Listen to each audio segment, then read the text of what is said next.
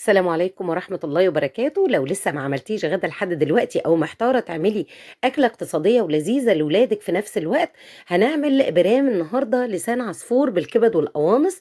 حاجة اقتصادية جدا. الكبد والقوانص ديت أنا محوشاها من الفراخ اللي بجيبها. طبعا الفراخ دلوقتي بقينا نعمل بكل حاجة فيها أكلات. عندي كوبايتين من لسان العصفور، حطيت معلقتين من الزبدة على شوية زيت وبدأت أحمر فيهم. هنرش رشة ملح كده خفيفة علشان تخلي لسان العصفور كله لون واحد. لو عجبتكم وصفتنا بقى اعملوا لنا لايك وشير وسبسكرايب على قناتنا على اليوتيوب. زي ما انتم شايفين كله بقى لون واحد، وطلعيه فاتح شوية عشان بيبقى سخن. بعد ما بنحطه شوية يرتاح بيكمل تحمير فبيغمق اكتر، وهتشوفوا دلوقتي. غسلت الكبد والقوانص وقطعت القوانص الاول كده واديتها صدمة 5 دقايق كده، ورحت حاطه عليها الكبد علشان القوانص بتاخد تسوية اكتر شوية. وتبلي تتبيلتك بقى الحلوة اللي انت حباها، ملح وفلفل وبهارات وتوابل فراخ. حطيت كمان شوية قرفة، ودي اختياري، للناس اللي مش بتحب القرفة بلاش تحطيها. حطيت كمان بابريكا. حطي كل التوابل اللي انت عايزاها، حطي بصل بودر وتوم بودر وحطي جنزبيل. كل ده بيقبل. لو كان موجود قدامي دلوقتي كنت حطيته.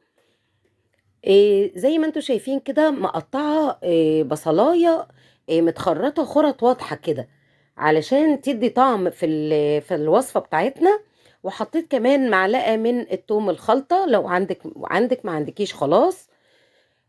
جبنا بقى برام ودهناه معلقة زبدة من تحت كده أو سمنة متسيحة. وتبدأي تحطي طبقات بقى. شايفين لسان العصفور خد لون درجة أغمق ازاي من لما نزلناه؟ علشان لو نزلناه غامق قوي بالشكل ده كان هياخد درجة أعلى كمان. هنحط طبقات بقى، طبقة لسان عصفور وطبقة من الكبد والقوانص.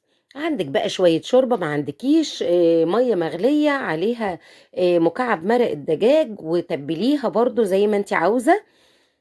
الملح والفلفل والحاجات الحلوة دي مش هتفرق خالص عن المرقة أو الشوربة. ومعلقة من الصلصة كمان.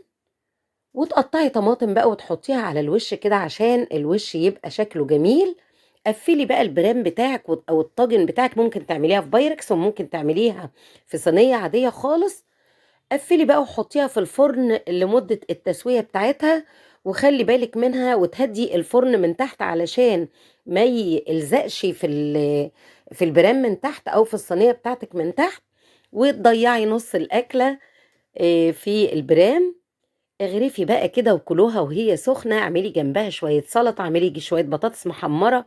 ممكن تاكلوها كده، كانت لذيذة جدا يا جماعة. وجربوها هتعجبكم جدا ان شاء الله. شكرا ليكم والسلام عليكم ورحمة الله وبركاته.